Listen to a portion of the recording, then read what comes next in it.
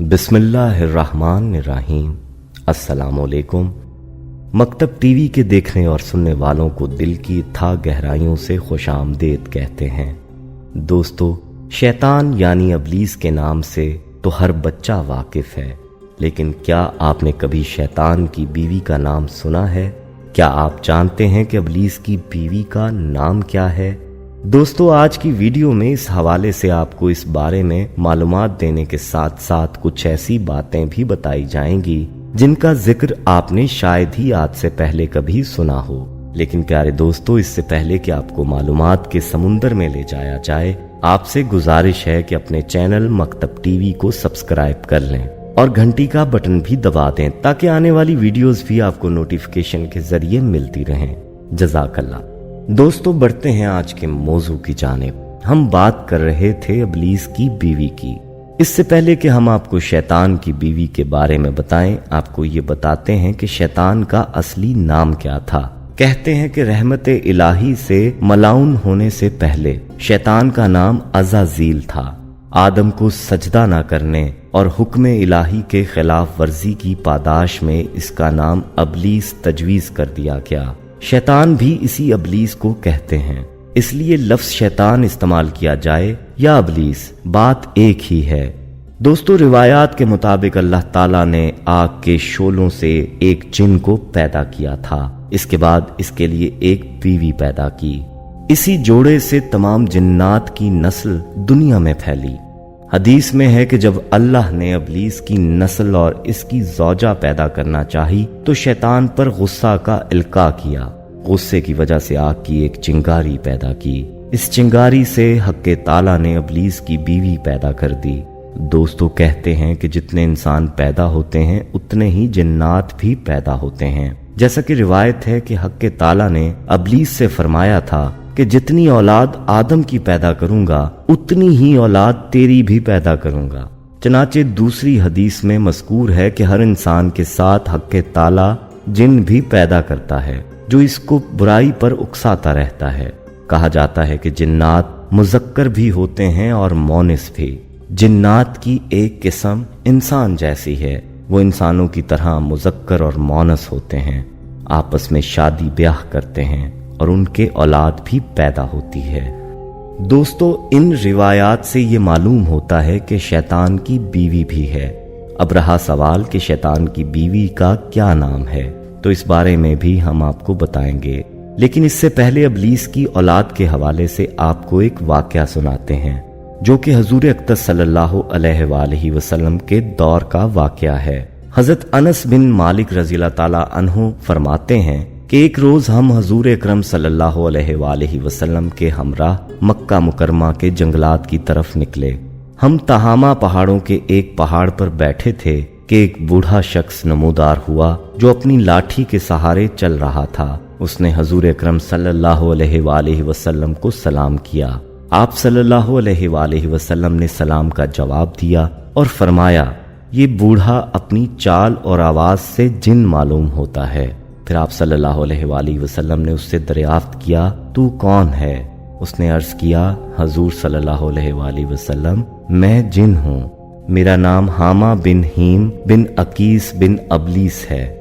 हजूर अकरम सल्लल्लाहु अलैहि वसल्लम ने फरमाया कि मैं तेरे और शैतान के दरमियान सिर्फ 2 पुश्तों का फासला देख रहा हूँ। तेरी उम्र कितनी है? उसने कहा, या रसूलल्लाह सल्लल्लाहु अलैहि वसल्लम, जितनी उम्र दुनिया की है उतनी ही मेरी उम्र है, यानी इससे कुछ कम। जिन दिनों काबील ने हबील को कत्ल किया था उस वक्त मेरी उम्र चंद बरस की थी। मैं पहाड़ों में दौड़ता फिरता था और लोगों के दिलों में वसवसे डाल दिया करता था। हजूर अकरम सल्लल्लाहु अलैहि वसल्लम ने फरमाया, ये तो बहुत बुरा अमल था। उस जिन ने हजूर अकरम सल्लल्लाहु अलैहि वसल्लम से कहा, मुझे मलामत ना फरमाइए, क्योंकि मैं उन लोगों में से हूँ जो हजरत नूह अलैहिस्सलाम पर ईमान लाए थे और तौबा कर ली थी और दावत दीन के काम में उनके साथ ताउन किया था और उन्हें राजी कर लिया था। इसके बाद वो जिन इतना रोया कि हम भी रोने लगे। उस जिन ने कहा, अल्लाह की कसम, मैं बहुत शर्मिंदा हूँ और मैं अल्लाह की पनाह मांगता हूँ इस बात से कि मैं काफिर हूँ। नेज मैंने हजरत हूद अलैहिस्सलाम से मुलाकात की और मैं उन पर ईमान लाया। اسی طرح میں نے حضرت ابراہیم علیہ السلام سے بھی ملاقات کی، اور جس وقت حضرت ابراہیم علیہ السلام کو آگ میں ڈالا جا رہا تھا میں بھی ان کے ساتھ تھا، اور جب حضرت یوسف علیہ السلام کو کنویں میں ڈالا گیا تو میں بھی ان کے ساتھ تھا، اور حضرت یوسف علیہ السلام سے پہلے اس کنویں میں پہنچ گیا تھا۔ اسی طرح حضرت شعیب علیہ السلام اور حضرت موسیٰ علیہ السلام سے بھی میری ملاقات ہوئی تھی۔ انہوں نے مجھے تورات سکھائی تھی اور فرمایا تھا اگر تم عیسیٰ علیہ السلام سے ملاقات کرو تو ان کو میرا سلام کہنا۔ جب میری ملاقات حضرت عیسیٰ علیہ السلام سے ہوئی تو میں نے موسیٰ علیہ السلام کا سلام ان تک پہنچایا۔ حضرت عیسیٰ علیہ السلام سے ملاقات کے وقت انہوں نے مجھ سے فرمایا تھا کہ اگر تیری ملاقات محمد رسول اللہ صلی اللہ علیہ وآلہ وسلم سے ہو تو ان کی خدمت میں میرا سلام عرض کر دینا۔ چنانچہ میں اس امانت سے سبقت دوش ہونے کے لیے آپ صلی اللہ علیہ وآلہ وسلم کی خدمت میں حاضر ہوا ہوں، اور حضرت عیسیٰ علیہ السلام کا سلام آپ صلی اللہ علیہ وآلہ وسلم کی خدمت میں پیش کرتا ہوں، اور آپ صلی اللہ علیہ وآلہ وسلم پر ایمان لاتا ہوں۔ حضور اکرم صلی اللہ علیہ وآلہ وسلم نے جب یہ پیغام سنا تو آپ کے آنسو آ گئے۔ آپ صلی اللہ علیہ وآلہ وسلم نے فرمایا عیسیٰ علیہ السلام پر سلام ہو، اور اے حامہ امانت پہنچانے کی وجہ سے تجھ پر بھی سلام ہو، تیری کیا حاجت ہے اے حامہ؟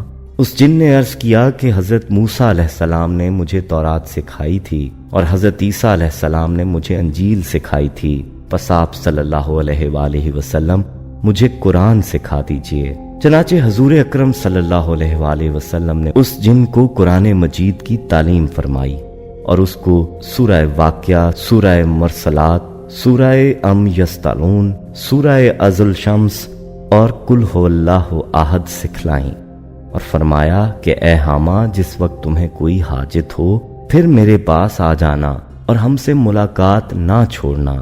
ایک روایت میں ہے کہ حضور اکرم صلی اللہ علیہ وآلہ وسلم نے اس جن کو صرف 10 سورتیں سکھائی تھیں۔ حضور اکرم صلی اللہ علیہ وآلہ وسلم اس دنیا سے پردہ فرما گئے، لیکن اس واقعے کے بعد حامہ کے بارے میں پھر کچھ نہیں فرمایا۔ خدا جانے حامہ اب بھی زندہ ہے یا مر گیا۔ بحوالہ حیات الحیوان۔ دوستو، اس واقعہ سے معلوم ہوا کہ شیطان یعنی ابلیس کی اولاد موجود ہے جو کہ جنات میں سے ہے۔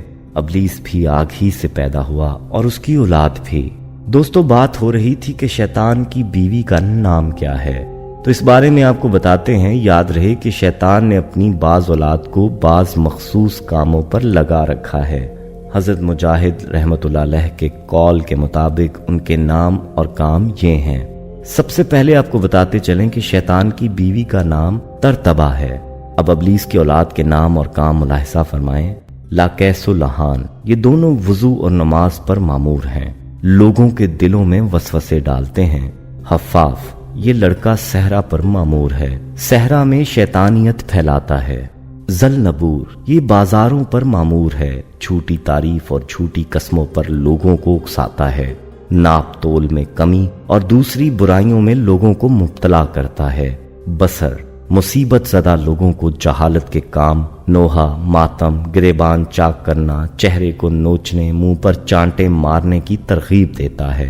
ابیس، یہ انبیاء علیہ السلام کے دلوں میں وسوسہ ڈالنے پر مامور ہے۔ اور، یہ شیطان زنا پر مامور ہے، زنا کے وقت مرد و عورت کی شرمگاہوں پر سوار رہتا ہے، لوگوں کو زنا کی ترغیب دے کر زنا میں مبتلا کرتا ہے۔ واسم، اس شیطان کی ڈیوٹی یہ ہے کہ جب کوئی شخص اپنے گھر میں بغیر سلام کیے یا بغیر اللہ کا نام لیے داخل ہوتا ہے تو وہ گھر والوں میں فساد کرانے کا سبب بنتا ہے، گھر والوں میں پھوٹ ڈلوا کر ایک کو دوسرے کا دشمن بنا دے۔